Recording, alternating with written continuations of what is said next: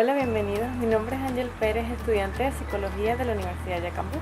A continuación, junto con mis compañeros, vamos a analizar los artículos del Código de Ética del Psicólogo Venezolano para la Cátedra de Historia de la Psicología bajo la tutoría de la profesora Carol Yepes. Y damos una breve introducción sobre ética, diciendo que esta es el conjunto de costumbres y normas que tiene el comportamiento humano. Asimismo, el Código de Ética es el que fija las normas dentro del comportamiento de las personas en una organización. El Código de Ética del Psicólogo Venezolano actual está vigente desde el año 1981 y la organización encargada de velar por el cumplimiento de la normativa es la Federación de Psicólogos de Venezuela. Entre los artículos introductorios 1, 2, 3 y 7 establecen la obligatoriedad que tiene el psicólogo que ejerza dentro del territorio venezolano el cumplimiento con todas las disposiciones contenidas en los documentos como el Código de Ética, la Ley del Ejercicio del Psicólogo y demás reglamentos y normativas que establezca la Federación de Psicólogos de Venezuela. Asimismo, el artículo 7 por sí mismo establece que cada psicólogo debe cumplir con dichas disposiciones y si no, se verá sometido a sanciones sin prejuicios, ya sean civiles o penales, a las que haya lugar. A modo de ejemplo de este artículo, el artículo 17 del presente código nos dice que el psicólogo no puede usar con fines profesionales alguna droga o estupefacientes y en caso de que esto se dé, pues se verá sometido a sanciones, ya sean civiles o penales, que tengan que ver con el ilícito de drogas o estupefacientes. Sobre el tema humanista de la profesión, los artículos 4, 5, 8, 9 y 15 tienen estrecha relación. Entre los artículos 4 y 5 nos dice que la profesión del psicólogo es eminentemente humana. El artículo 8 enumera los valores propios de la profesión, tales como la igualdad, la fraternidad, la generosidad, la libertad, entre otros. Con respecto a la dignidad, los artículos 6 y 8 tienen relación, ya que establecen que el psicólogo debe mantener en alta estima su dignidad tanto personal como profesional. El artículo 10 aborda la importancia que tiene la honradez tanto moral como intelectual. El artículo 11, por su parte, establece que el psicólogo debe presentar la información de una forma clara y precisa. Los artículos 12, 13 y 14 nos hablan que el psicólogo debe contribuir al campo de la psicología con su actualización, ya sea científica y profesional. El artículo 16 establece que el psicólogo debe estar libre de cualquier adicción o alteración, ya sea aguda o crónica, que lo incapacite en su proceso cognitivo o que altere cualquiera de sus sentidos. Con respecto a la aceptación de cargos, los artículos 21 y 22 establece que es contrario a la ética profesional que un psicólogo acepte más de un cargo dentro de una institución. Asimismo, es inaceptable que dicho psicólogo reemplace a un colega que ha sido despedido injustificablemente. Los artículos 23, 24 y 33 abordan la relación que debe tener entre los colegas. Los psicólogos deben mantener un ambiente de armonía y usando los valores del respeto, la consideración, la cortesía y demás valores. Los artículos 26 y 28 tratan de la no discriminación. El artículo 25 indica que el psicólogo no debe aceptar o rechazar asuntos que tengan que ver con su privación de su interés personal. Los artículos 29 y 30 por su parte nos dicen que el psicólogo no debe tener otra profesión u ocupación que sea incompatible con la dignidad personal y profesional. El artículo 31 considera que es una falta grave que el psicólogo afecte o dañe de alguna forma a un consultante o a terceros en el ejercicio de su profesión. Es parte de la ética del psicólogo venezolano, tal como reza en el artículo 32, la prestación de servicios gratuitos. Los artículos 34 y 35 indican que el psicólogo no puede ejercer de manera regular en una entidad federal que sea distinta sin antes haberla consultado con el colegio de psicólogos respectivo. 50 y 52 establece que está prohibido que el psicólogo tenga una ventaja sobre algunos cargos o privilegios, como en el caso de cargos políticos, administrativos o directivos. La única forma de que dicho psicólogo tenga un privilegio es que se dé el caso y que no perjudique a terceros. El artículo 53 nos señala que el psicólogo debe avalar sus informes psicológicos con su firma y número de federación. Antes de continuar con el análisis de los artículos, voy a dar un ejemplo o un caso hipotético sobre el licenciado Pedro Nieto. Este licenciado presta sus servicios de forma independiente, tiene un consultorio en el centro de la ciudad y presenta curas milagrosas a la depresión y ansiedad en un artículo de prensa, en el cual él no es titular, sino que usa un intermediario. Este licenciado incurre en los artículos, en el artículo 10, deber ético y honradez moral, artículo 38, que nos dice que el artículo donde se vaya a publicar debe tener el visto bueno del Colegio de Psicólogos. En el artículo 42, que nos dice que queda prohibida la competencia desleal y asimismo usar publicidad donde ofrezca curas milagrosas o mágicas. Mi nombre es Irene González, pertenezco a la sección 01 en el área de Historia de la Psicología y a continuación les voy a hablar un poco sobre el Código de Ética de la Psicología en Venezuela, comenzando por el capítulo 1 denominado Deberes Éticos en el área de la investigación.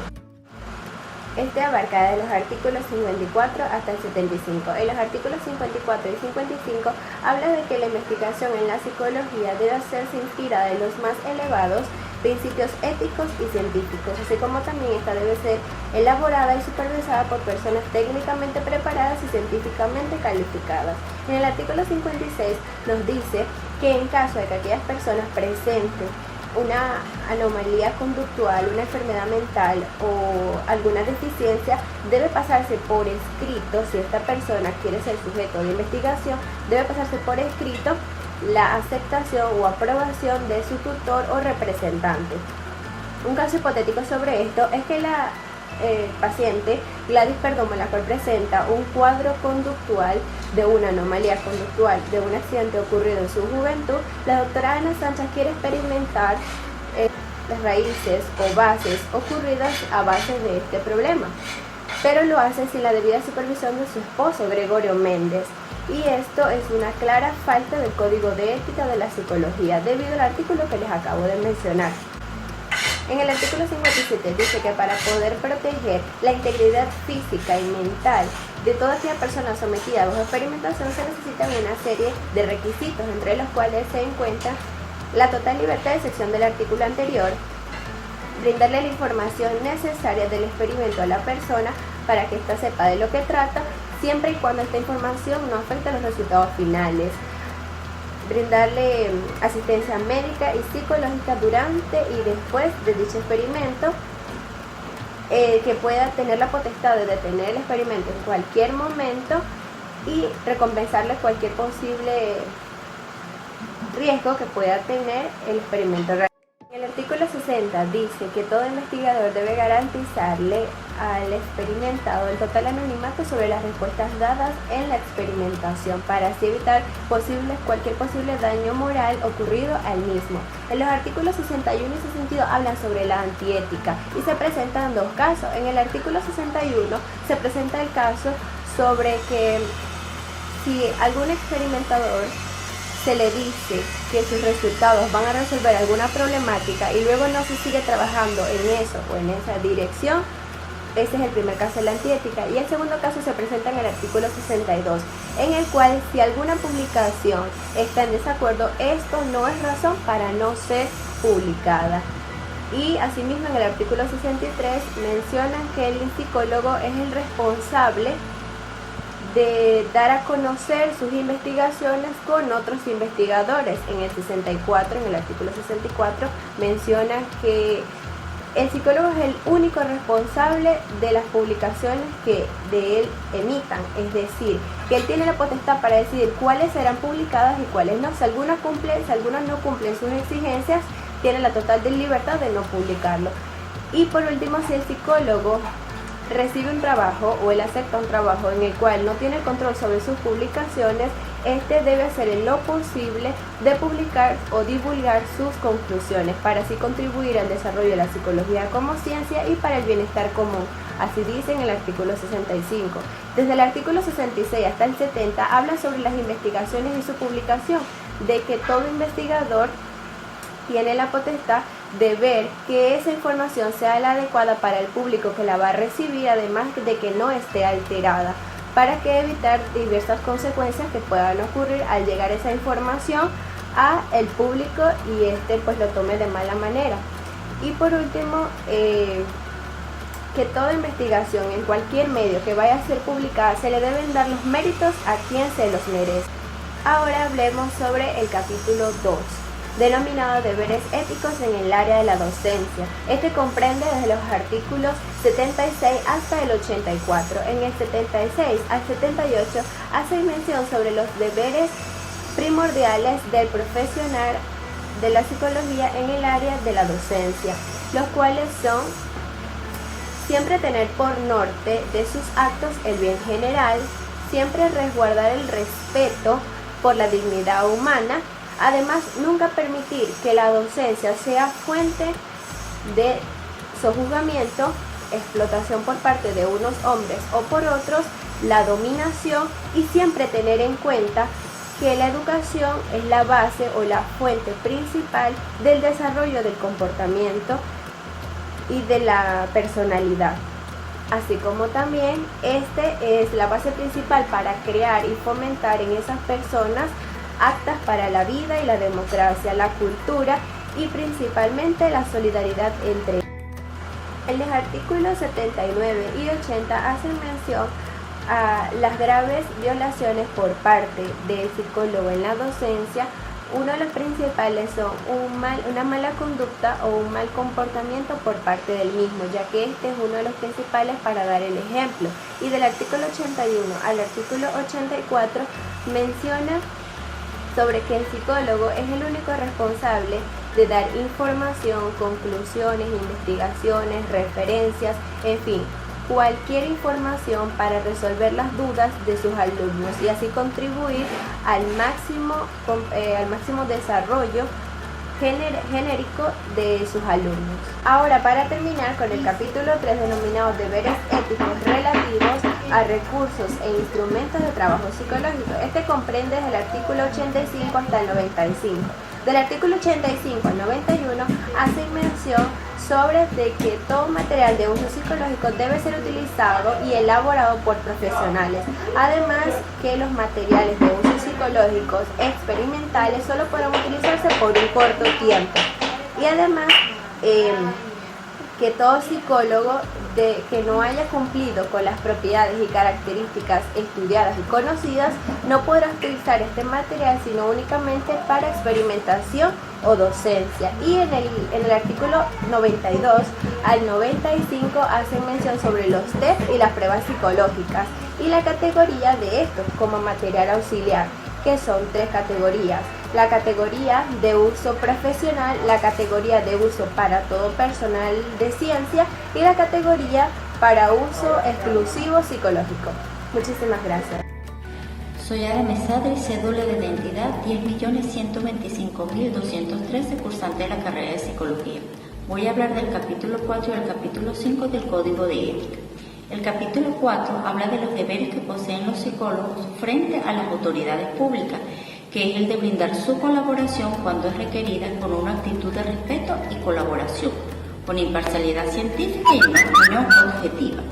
En el capítulo 5 habla de los deberes del psicólogo para con el consultante, y es que debe brindar una orientación de una manera profesional sin prescribir ni sugerir medicinas, ya que los psicólogos no están en la capacidad de dar recetas.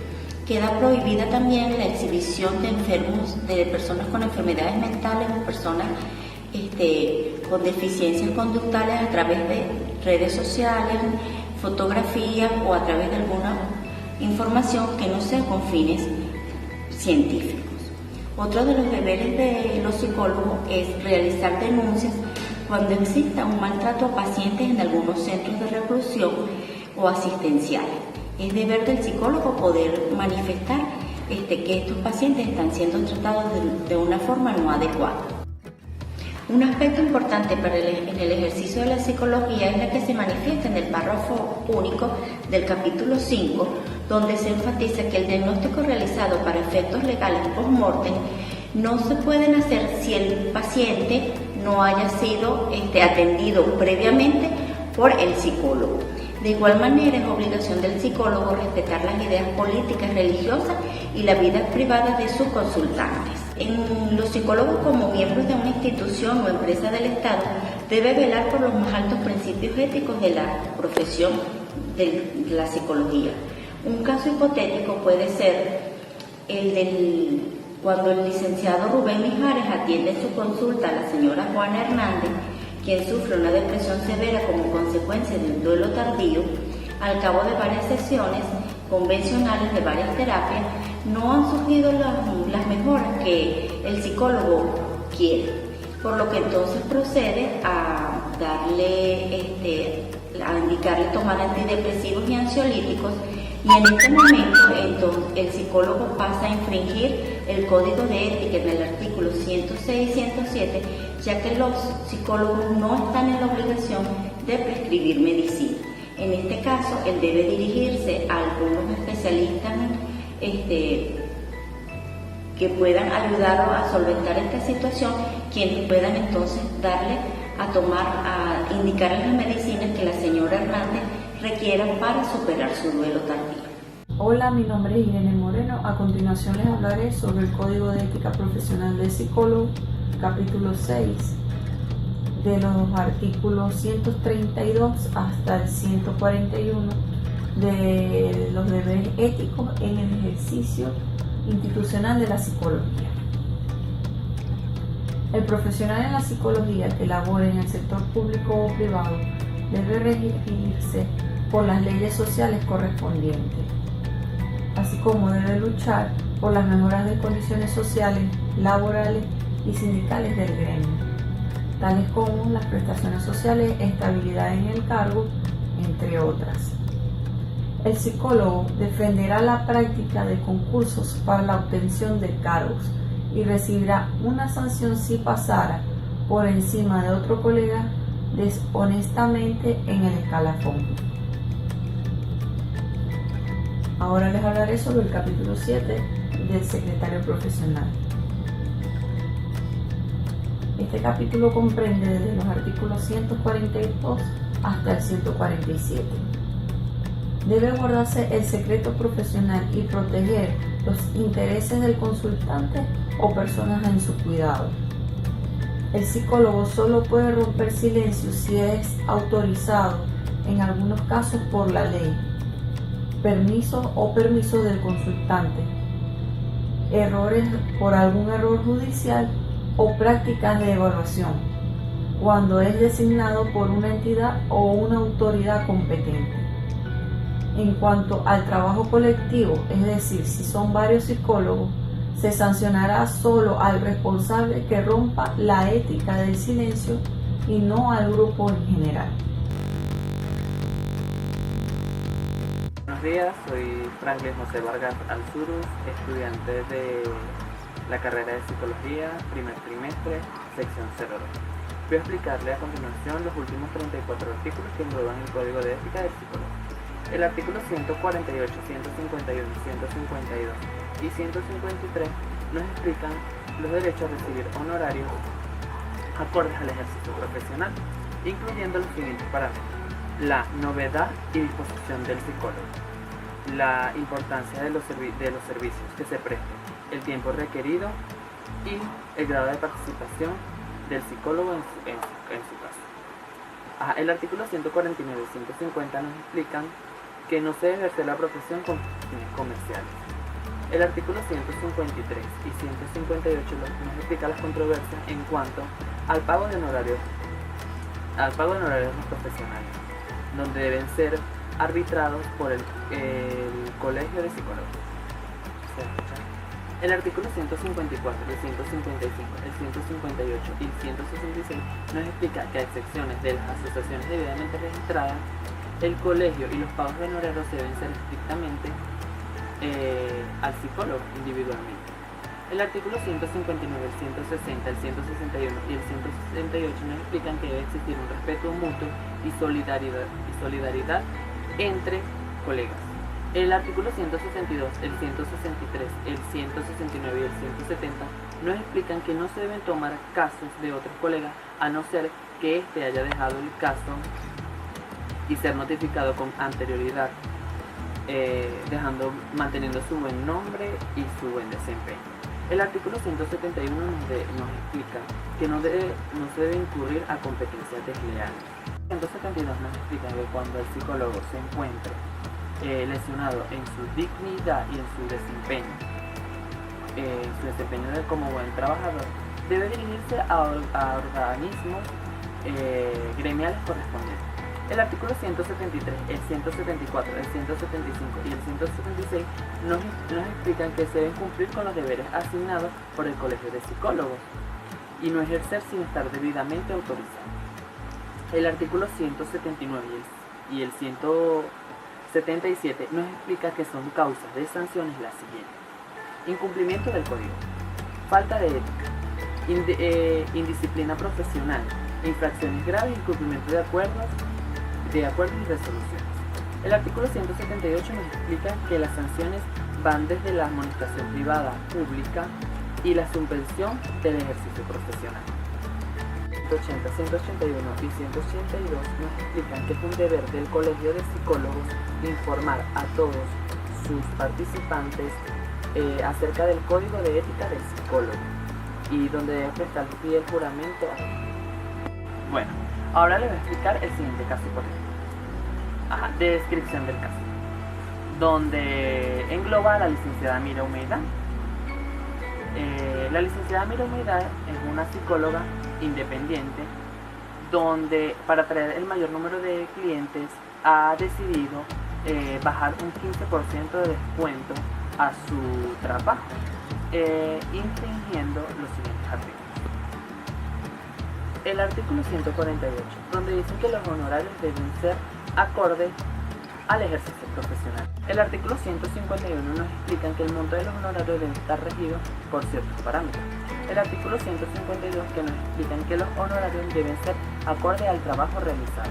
El artículo 156 que nos explica que los honorarios no pueden ser menores a los estipulados por el colegio. Y el artículo 171 donde nos dicen que hay incurrencia e incompetencia desleal. Esto es todo, gracias.